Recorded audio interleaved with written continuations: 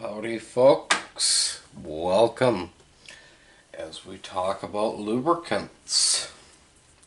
The first category we're going to start with is the penetrant category because it kind of moves into different categories from there. On the penetrant category, the ones I have in the shop right now are the 3-in-1, the WD-40, and the Blaster. There's other companies that make penetrating oil. A Liquid Wrench, Seafoam, lots of other companies. And I'm here to tell you folks that these work great. On their own, they work great. And some of them work a little bit better than others for certain applications, and others work better for other applications. And it really comes down to what are you trying to do metal on metal wise. It's kind of a metallurgy thing. What you're trying to break free. Now, I've kind of noticed on steel and aluminum parts, they tend to like the Blaster pretty well. The aluminum on aluminum parts, they really love this stuff, but I've also found that this works great for those steel on aluminum parts. Now, for some weird reason, the WD-40, at least for me, doesn't work as well on the steel to aluminum parts as much as it does steel on steel. Steel on steel, I kind of flock towards the WD-40, but when it's steel on aluminum, I kind of flock towards the Blaster or the 3-in-1 if I can get it in there. And that's another thing. The delivery methods of each one of these is different. WD-40 has several different kinds of delivery methods available out there to you. There's the dip. There's the hose, the big Blaster style, the bendy straw style, the big industrial size such as what I have here, and that collapsible straw one. If you need to get into tight places, you know, WD-40 comes in so many different styles, so many different sizes. If you like WD-40, you know, it comes in a style that will suit your needs. The 3-in-1, from what I'm seeing, only comes in the squirt bottle, which for some applications, that's fine. But if you're underneath the vehicle, you're kind of out of luck, because you ain't gonna shoot nothing upstream. And that's kind of where PB Blaster, they've got that jet stream, whatever the heck they call it on the can here. Jet stream that for underneath the vehicle works a heck of a lot better. Now, some of these are also lubricants. Some I find to be better than others. The 3-in-1, I would not really lubricate stuff with this. I would just use it strictly as a penetrant. The Blaster I have used as a lubricant, and of course everybody and their brother has used WD-40 as a lubricant. But moving into the next realm of just, you know, lubricants and things, to make things go up and down or side to side, whatever. There are many, many different options there. Depends on what you're working on, depends on what you want to do with it. I mean, just on the grab me list, you know, I just grabbed a bunch of the stuff that I have from 3-in-1. I bought all this stuff, so don't frickin' think that, oh, he's got a sponsorship. No, I don't. But, you know, there's the thing of it is that, and I even grabbed some rim oil, because if you've got the 99 on up GM tailgates, you're going to want to go over to Walmart, go into the sporting goods, and buy some of this for that tailgate so that it doesn't break. Just saying. I've put this on a few, and it's even really helped lubricate it when it's frozen, so just a thought. But when it comes to lubricants, there are so many squirt bottle type, spray can type, dip type, that it really depends on your application. And then you've got the lubricating greases, the heavyweight lubricating greases, and everything from that. That it really depends on what are you doing. Now, for like windows, the window tracks, I go with a white lithium grease because it lasts the longest, in my opinion, before I start having problems with the unit again. And all I do is I get a straw, put it in there, and run it straight up the window track on both sides. So now, when you're dealing with door locks, dry lubes are your friend, especially ones that dry to the touch. The graphite ones, the 100% graphite ones, are the best bet, but they're kind of getting a little harder to find nowadays. So, just saying.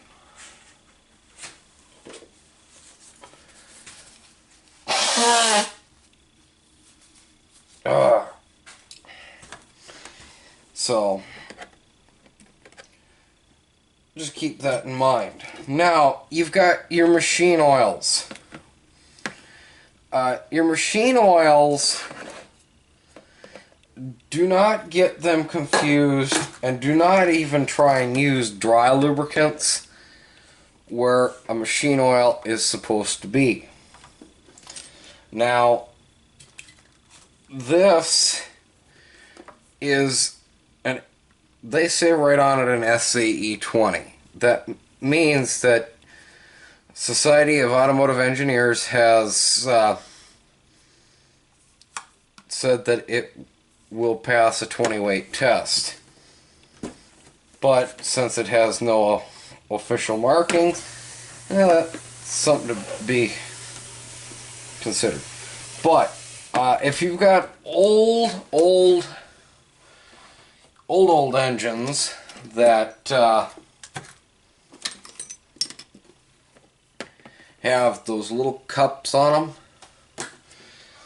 them, you usually would fill them with a lightweight oil or a heavyweight oil, depending on what the manufacturer wanted. And it would be a machine oil, not a big grease gob.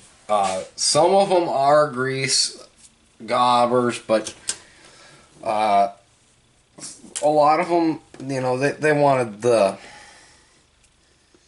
oil to lubricate.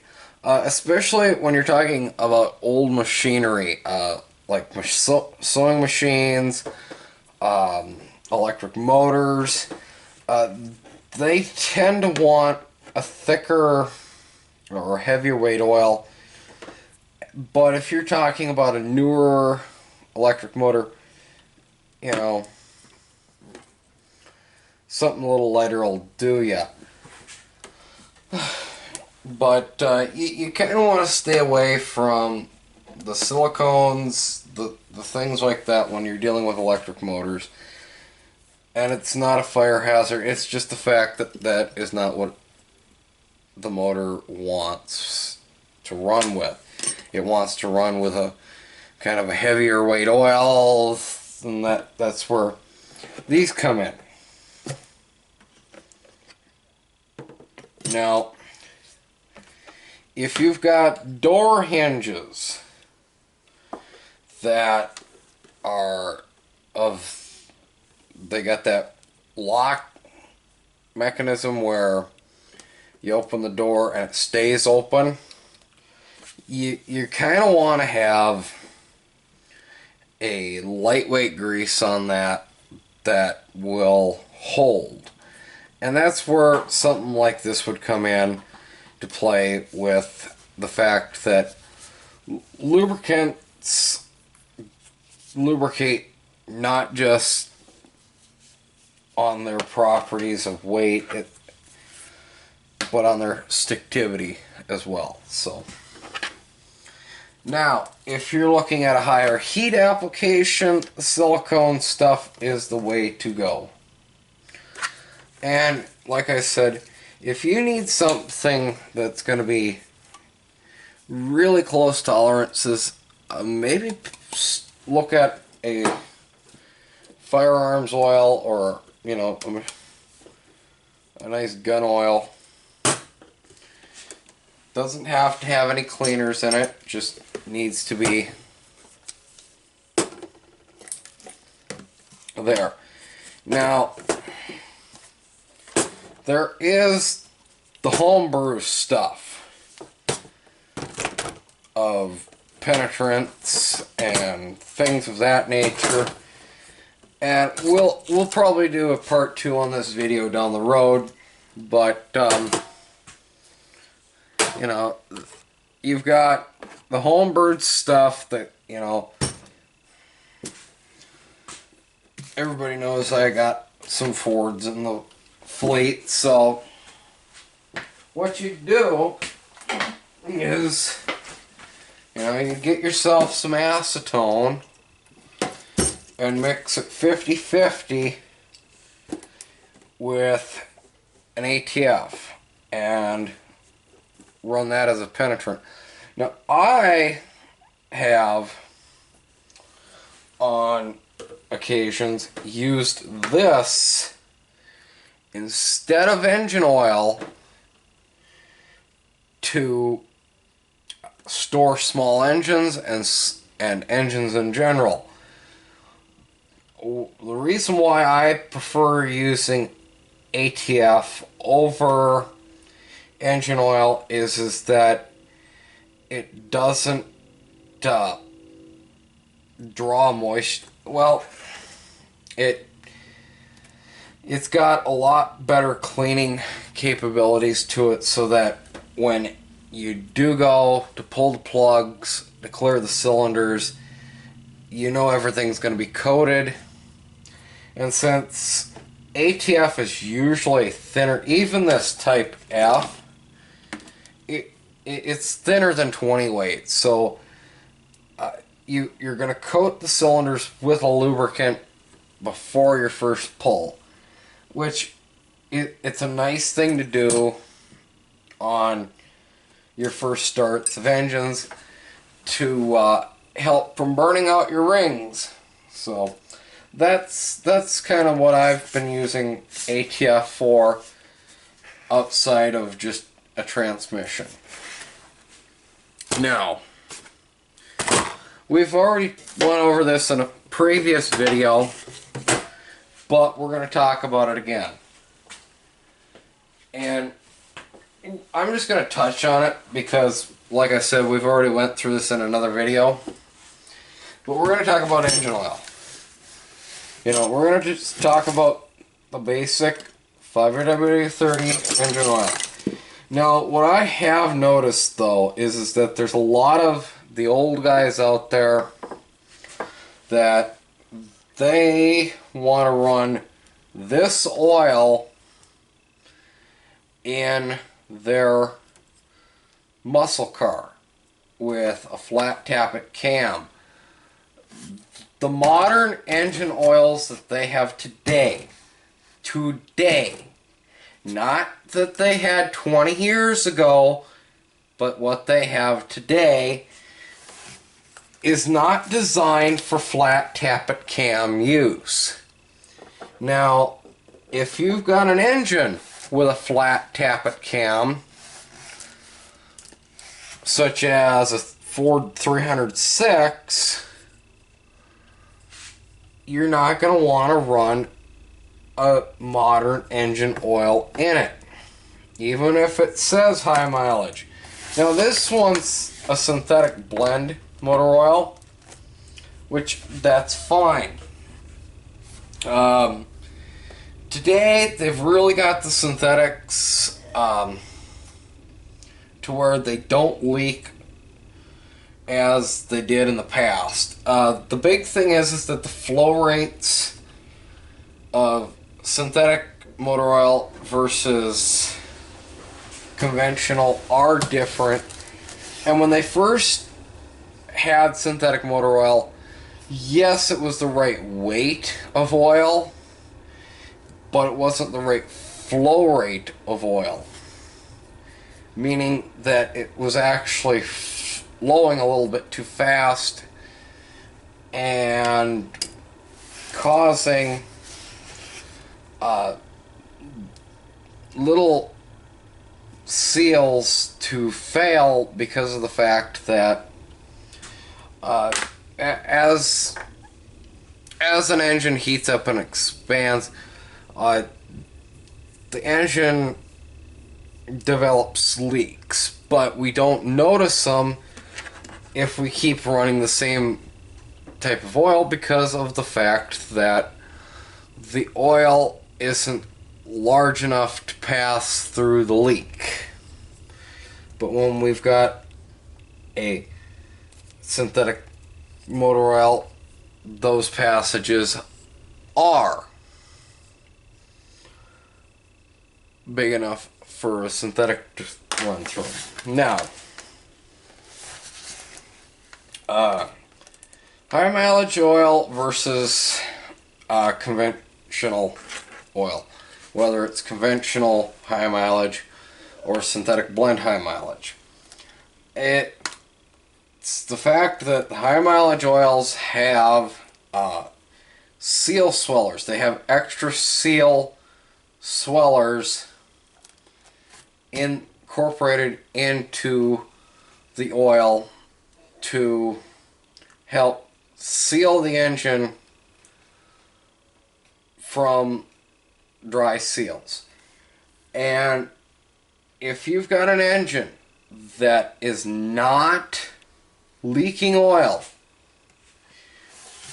I would highly recommend not getting the high mileage oil. But if you've got an engine that is kind of losing a little bit of oil, it's not showing up on the driveway, but you can see it every oil change, then that's maybe when you want to go to the high mileage oil. So, and high mileage oil usually also has better burn-off protection. So if you've got a set of bad rings in your vehicle, then yes, I would highly recommend going with high mileage. But I think that's all I really wanted to cover this video. Like I said, if people comment on this, I'll make another one. And we'll take it from there. So I'm going to shoot this towards the comments. Have a great day. We'll see you on the next one.